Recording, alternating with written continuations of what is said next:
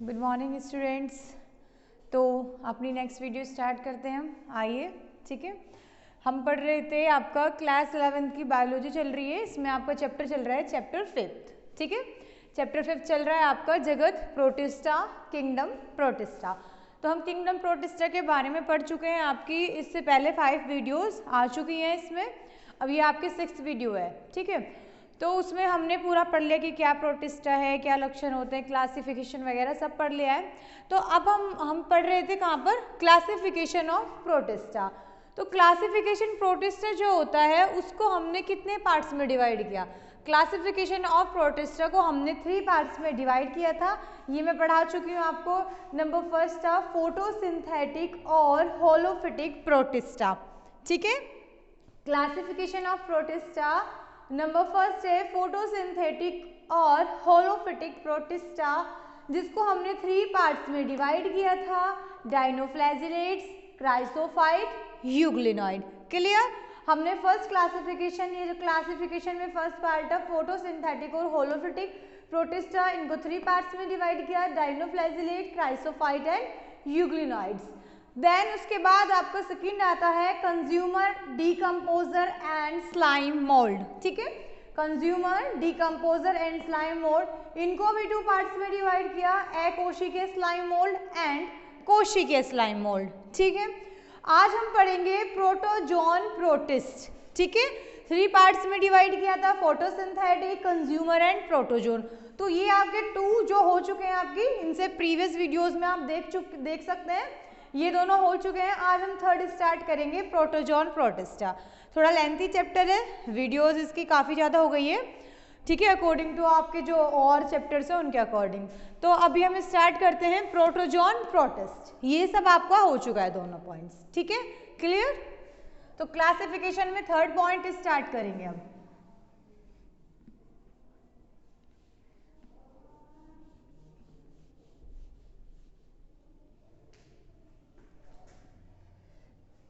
चलिए स्टार्ट करते हैं प्रोटोजोन प्रोटिस्ट। नंबर फर्स्ट हो गया, सेकंड भी, थर्ड है ये आपका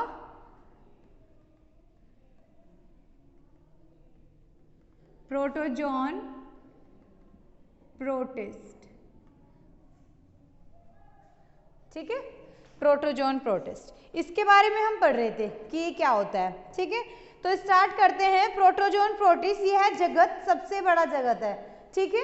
यह है जगत प्रोटिस्टा का सबसे बड़ा समूह है। यह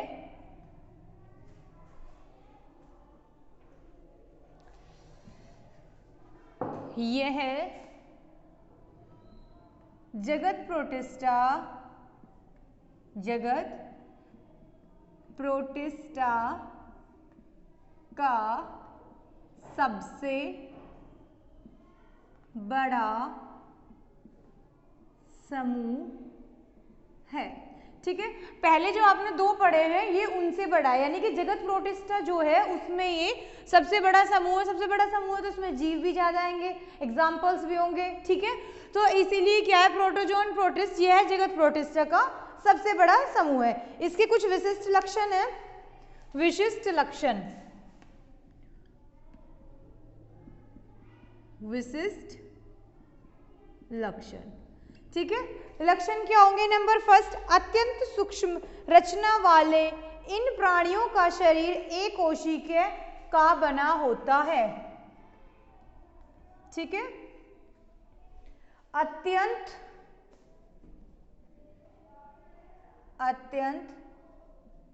सूक्ष्म संरचना वाले, अत्यंत सूक्ष्म संरचना वाले इन प्राणियों का शरीर, वाले इन प्राणियों का शरीर एक कोशिकीय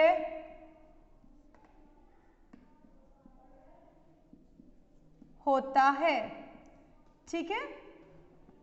एक कोशिकीय होता है, यानी कि इसमें जो हम जीव पढ़ेंगे, जो भी आप पढ़ेंगे वो सब क्या होंगे, यूनिसेलुलर, सिंगल सेल होंगे, एक कोशिकीय होंगे, ठीक है। उसके बाद क्या है, इसीलिए इनको एकोशिकीय प्राणी कहते हैं। ये स्वतंत्र जीवी व परजीवी दोनों प्रकार के होते हैं। ठीक है, ये स्वतंत्र, ये क्या होंगे, स्वतंत्र होंगे। ठीक है, ये स्वतंत्र जीवी व परजीवी दोनों प्रकार के होते हैं। ठीक है, दोनों प्रकार के होते हैं, मतलब परजीवी किसी के ऊपर डिपेंड होना। ठीक है, तो ये डिपेंड भी होंगे और क्या होंगे, स्वतंत्र भी होंगे। ठीक है, ये स्वतंत्र जीवी और परजीवी दोनों प्रकार के होते हैं। ये अलवणीय जल के पोखरों, तालाब अथवा ये अलवणीय जल के पोखरों,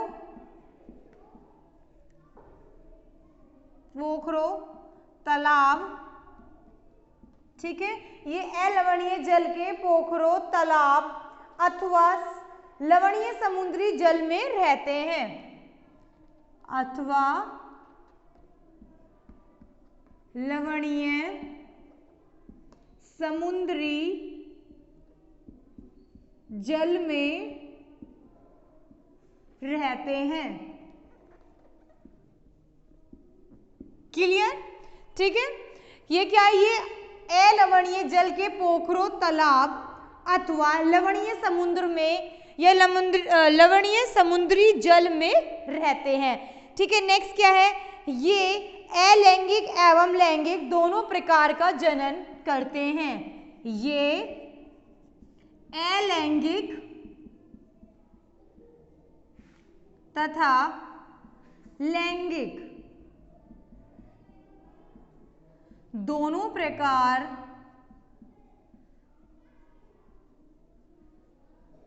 का जनन करते हैं। ठीक है, तो ये क्या हुए, इसके कुछ विशिष्ट लक्षण हुए प्रोटिस्टा के। ठीक है, प्रोटिस्टा या प्रोटो जो है ये आपका प्रोटोजोन प्रोटिस्ट, इसके कुछ लक्षण है। यह जगत प्रोटिस्टा का सबसे बड़ा समूह है। देन इसमें जो लक्षण है वो क्या, अत्यंत सूक्ष्म संरचना वाले इन प्राणियों का शरीर एक कोशिकीय होता है, इसीलिए इनको यूनिसेलुलर ऑर्गेनिज्म कहते हैं। ठीक है, जैसे अमीबा है, पैरामीशियम है, ये सारे। ठीक है, तो ये क्या है, ये अत्यंत सूक्ष्म संरचना वाले, ठीक है, अत्यंत सूक्ष्म संरचना वाले हैं। इन प्राणियों का शरीर एक कोशिकीय होता है, सिंगल सेल होता है। नेक्स्ट है, ये स्वतंत्र जीवी व परजीवी दोनों प्रकार के होते हैं, यानी कि सेल्फ डिपेंड और किसी और के ऊपर डिपेंड होना, यानी कि स्वतंत्र जीवी और परजीवी दोनों प्रकार के होते हैं। एंड नेक्स्ट इज, ये अलवणीय जल के पोखरों, तालाब अथवा लवणीय समुद्री जल में पाए जाते हैं। ठीक है, देन ये अलैंगिक तथा लैंगिक दोनों प्रकार का जनन करते हैं। जो रिप्रोडक्शन होगा वो दोनों प्रकार से होगा, एसेक्सुअल एंड सेक्सुअल। क्लियर है ये पॉइंट, नोट कीजिए इनको।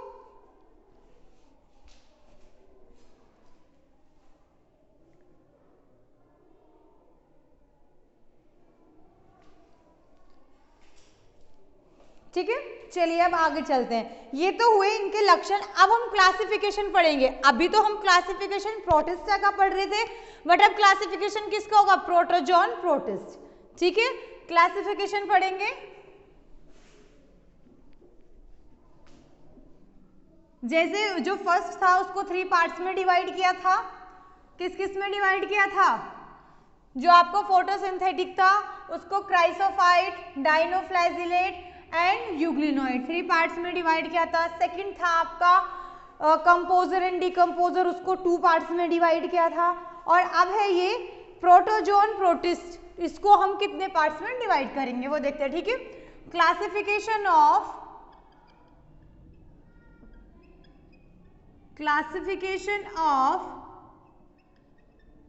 Protozoan protist. ठीक है, क्लासिफिकेशन ऑफ प्रोटोजोन प्रोटिस्ट। ठीक है, प्रोटोजोन प्रोटिस्ट का वर्गीकरण। इसको हम डिवाइड करेंगे, प्रोटोजोन प्रोटिस्ट को 4 समूह में डिवाइड किया जाता है। कितने? 4 पार्ट्स में। जो प्रोटोजोन प्रोटिस्ट है उसको 4 में किया जाता है, जैसे कि मैंने क्लासिफिकेशन पढ़ाया, फर्स्ट को 3 पार्ट्स में डिवाइड किया, सेकंड को 2 पार्ट्स में डिवाइड किया, एंड ये जो है आपका थर्ड पॉइंट, इसको हमने क्या किया, प्रोटोजोन प्रोटिस्ट को 4 पार्ट्स में डिवाइड किया जाता है। ठीक है, नंबर फर्स्ट है इसमें, नंबर फर्स्ट है सार्कोडाइंस। ठीक है,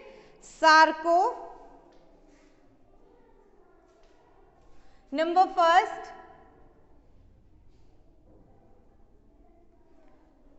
सार्कोडाइंस। ठीक है, और सार्कोडाइंस और राइजोपोड्स।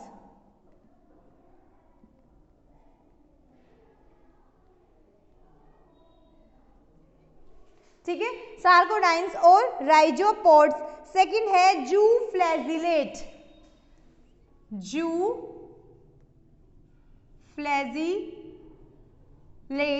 ठीक है, जू फ्लैजिलेट्स और मेस्टिगोफोरा,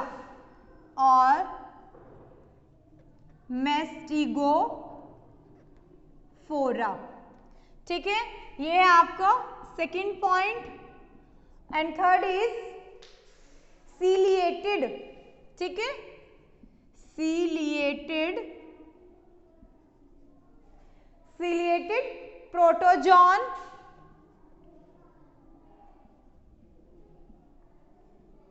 एंड फोर्थ है स्पोरोजोन्स। ठीक है, फोर्थ क्या है? स्पोरोजोन्स।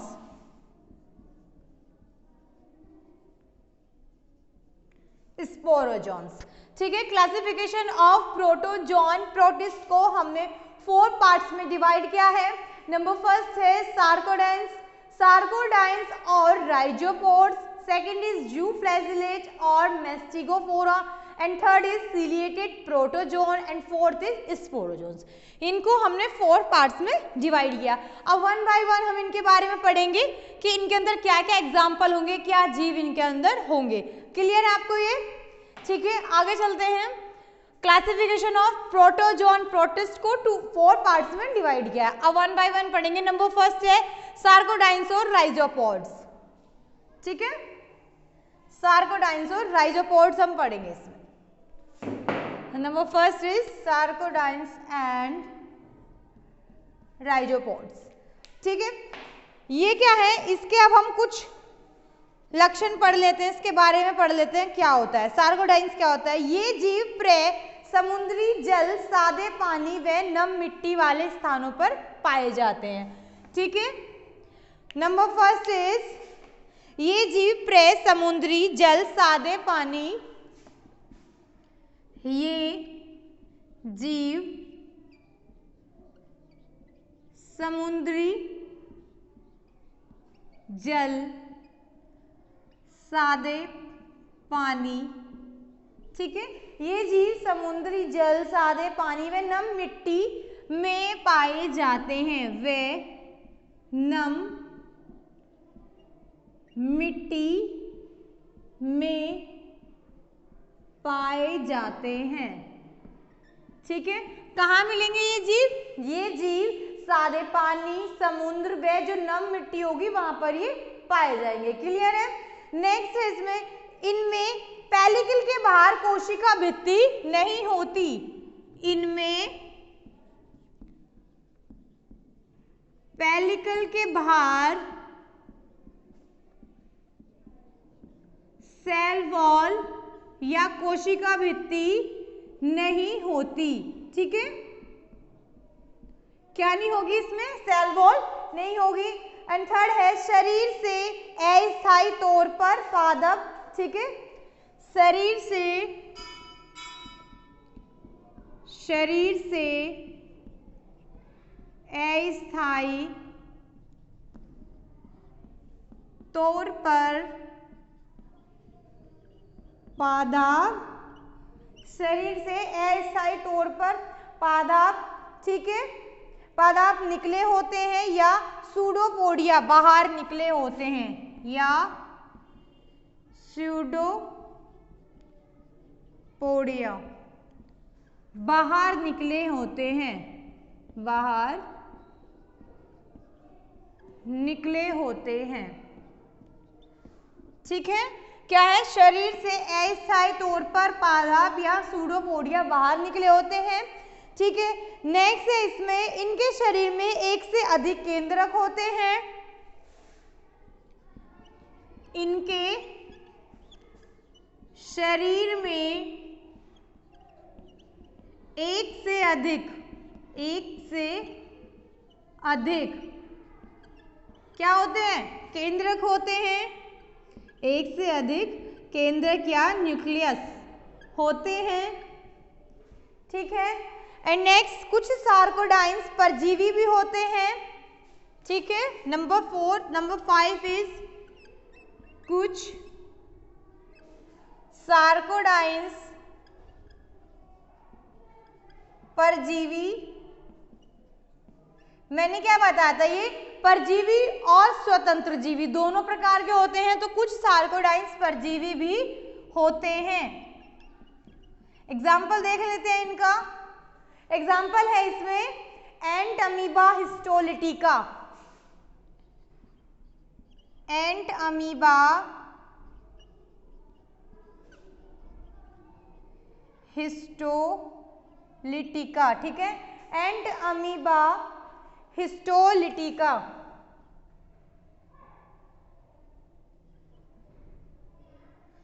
एंट अमीबा हिस्टोलिटिका, ये कहाँ पाया जाता है, ये क्या है, ये इसका एग्जाम्पल है एंट अमीबा हिस्टोलिटिका। यह मनुष्य की आंत में रहकर पेचिस पैदा करता है।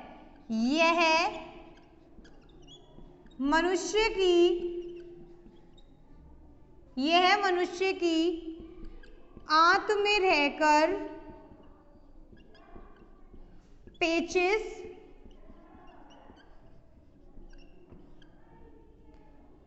पेचिस पैदा करता है। ठीक है, ये मनुष्य की आंत में रहकर पेचिस पैदा करता है।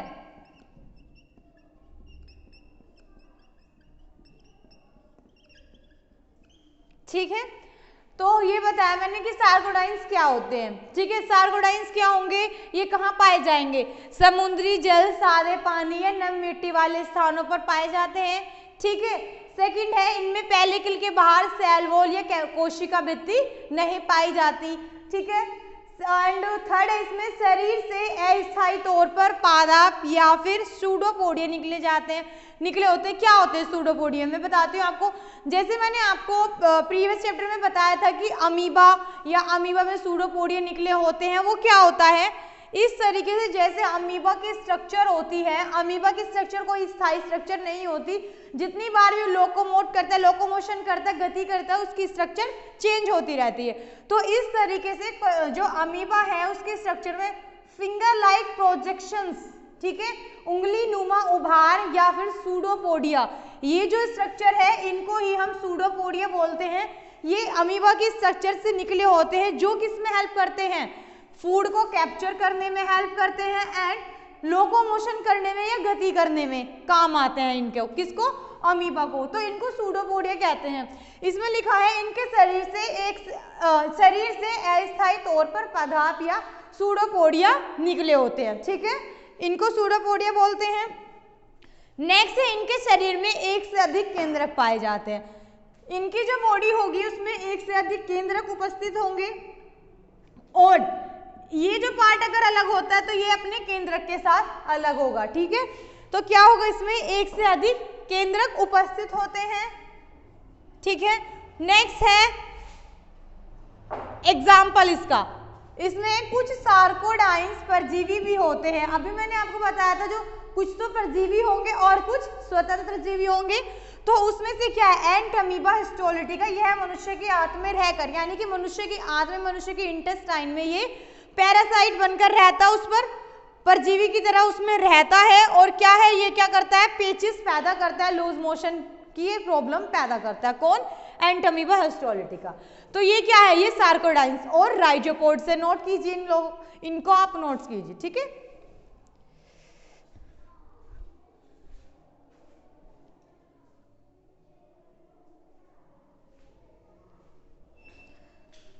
क्लियर हो गई? ये पॉइंट्स आपको क्लियर हुए होंगे, ठीक है।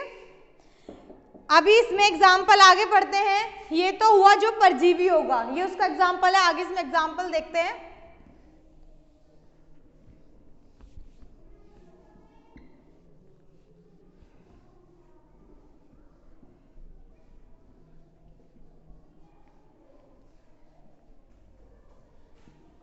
नोट्स कंप्लीट कीजिएगा अपने, ठीक है। सारे नोट्स कंप्लीट करना, इनको ऐसे ही लिख लेना अपनी कॉपी में जैसे मैं पढ़ा रही हूँ आपको यहाँ पर, ठीक है। तो अभी इसमें एग्जाम्पल पढ़ते हैं। एग्जाम्पल क्या है? अमीबा एंड अमीबा हिस्टोलिटिका, ठीक है। एग्जाम्पल क्या क्या होंगे? अमीबा, ठीक है, एंड अमीबा जो मैंने आपको अभी बताया, हिस्टोलिटिका, ठीक है, अमीबा एंड अमीबा हिस्टोलिटिका। फिर है एक्टिनोफ्रिस,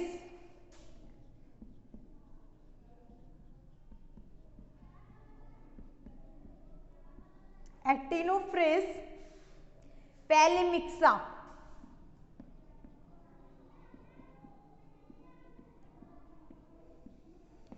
ठीक है, पैलिमिक्सा। तो ये इसके एग्जाम्पल्स है, कौन कौन से? Amoeba and amoeba histolytica and then actinophrys pelomyxa. ये कुछ इसके एग्जाम्पल है किसके? सार्कोडाइंस के, ठीक है। तो सार्कोडाइंस में एग्जाम्पल है, हम फर्स्ट देख लेते हैं इसमें अमीबा। अमीबा के बारे में पढ़ लेते हैं, ठीक है। एंट अमीबा हिस्टोलिटिका कहाँ पाया जाता है? बताया मैंने आपको अभी, मनुष्य की आंत में रहकर पेचिस पैदा करता है, ठीक है। एंट अमीबा हिस्टोलिटिका मनुष्य की आंत में परजीवी की तरह रहता है, ठीक है। अब हम बात कर रहे थे किसकी? अमीबा।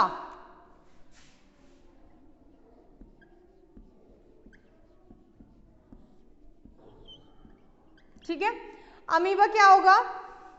यह जलीय प्रोटोजोन है। अमीबा क्या होगा? जलीय प्रोटोजोन है। ये तो मैंने आपको पहले ही बताया, ये जल में पाया जाता है। सूडोपोडिया पाए जाते हैं जो इसको किसमें? लोकोमोशन में हेल्प करते हैं। तो यह जलीय प्रोटोजोन है, यह जलीय प्रोटोजोन है, ठीक है। अमीबा क्या होगा? यह जलीय प्रोटोजोन है। नेक्स्ट है, यह सादे जल के झोड़ों व कीचड़ में,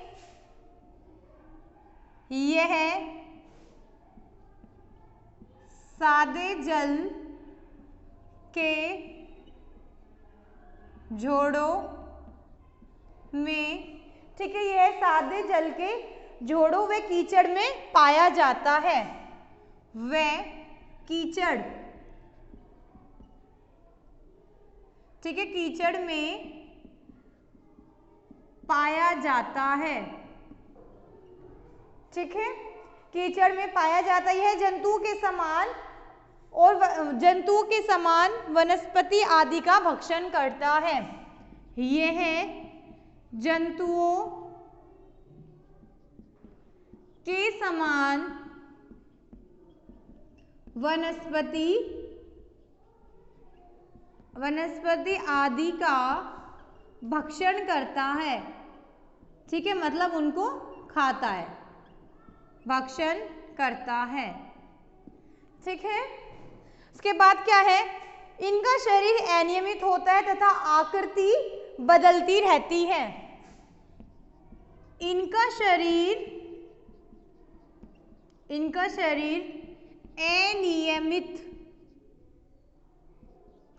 अनियमित होता है तथा आकृति बदलती रहती है,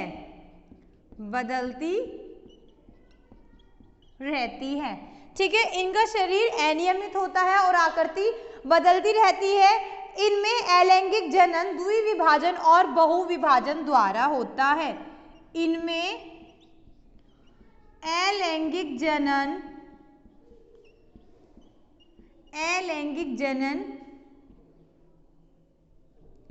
द्विविभाजन तथा बहुविभाजन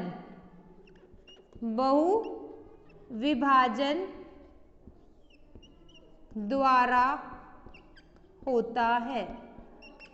ठीक है, इनमें क्या होगा, अलैंगिक जनन होगा जो किसके द्वारा होगा, द्विविभाजन और बहुविभाजन के द्वारा होगा। ठीक है, तो हमने किसके बारे में पढ़ा, अमीबा, यह है जलीय प्रोटोजोन है, क्लियर, यह है जलीय प्रोटोजोन है।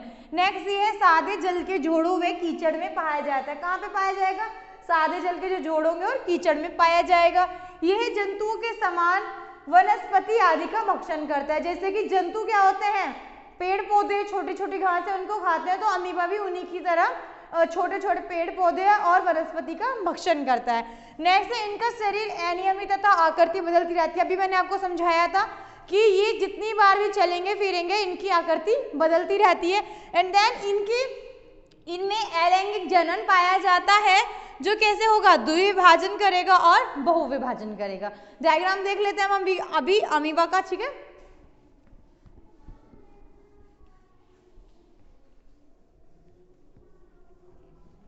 वीडियो से ही आपको पॉइंट्स क्लियर हो रहे होंगे और यहीं पर आपको लर्न हो जाएंगे ठीक से। ठीक है,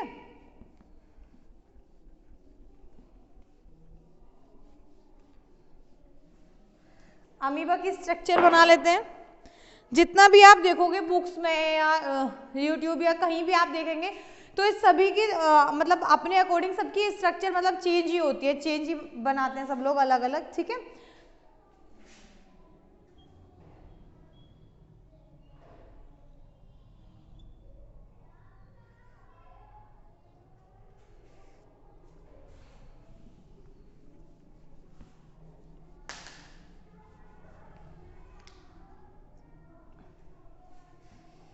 आप भी बनाइएगा स्ट्रक्चर। ठीक है, इस तरीके से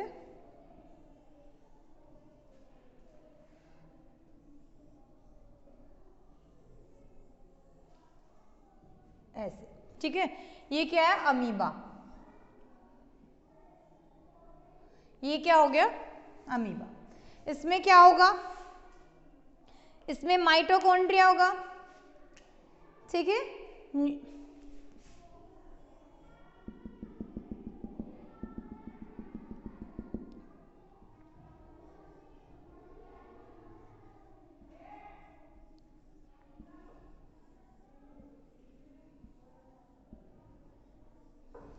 ठीक है,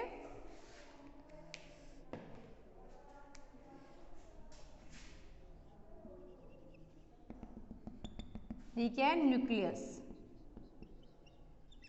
ठीक है, ये क्या है, माइटोकॉन्ड्रिया। ठीक है, न्यूक्लियस, माइटोकॉन्ड्रिया, फूड वैक्यूल्स,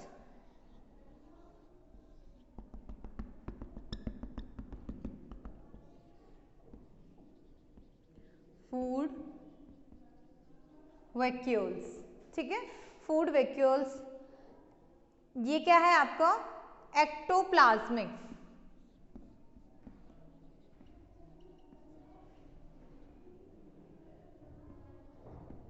ठीक है, एक्टोप्लाज्मिक रिजिड्स।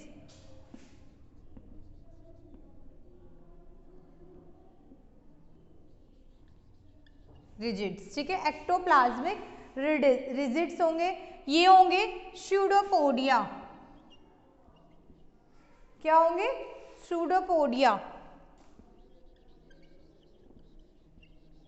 स्यूडोपोडिया को पी से लिखते हैं, पी साइलेंट होगा, स्यूडोपोडिया। ठीक है, स्यूडोपोडिया होंगे एक्टोप्लाज्म। एक्टोप्लाज्म,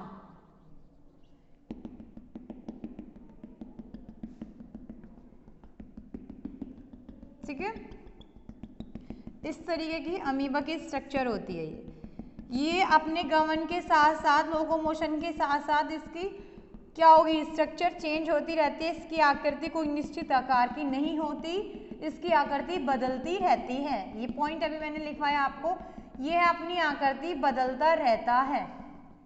ठीक है, ये अपनी आकृति बदलता रहता है।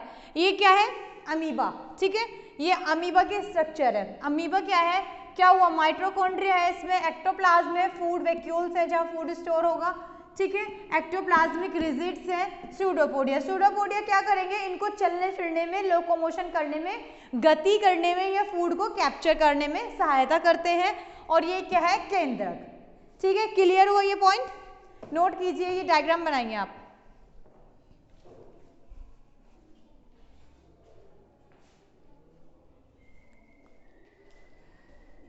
ठीक है, तो हम आपका ये क्लासिफिकेशन पढ़ रहे थे, क्लासिफिकेशन सार्कोडाइंस कंप्लीट होता है। ठीक है, उसके बाद 3 पार्ट्स और बचते हैं, वो हम नेक्स्ट वीडियो में पढ़ेंगे।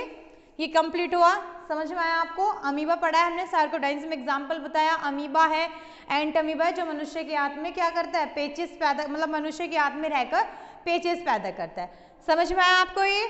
ठीक है, thank you so much. Next video में मिलते हैं और नेक्स्ट वीडियो में हम आपका इसके आगे का जो नेक्स्ट है वो करेंगे। ओके, थैंक यू, नोट कीजिए।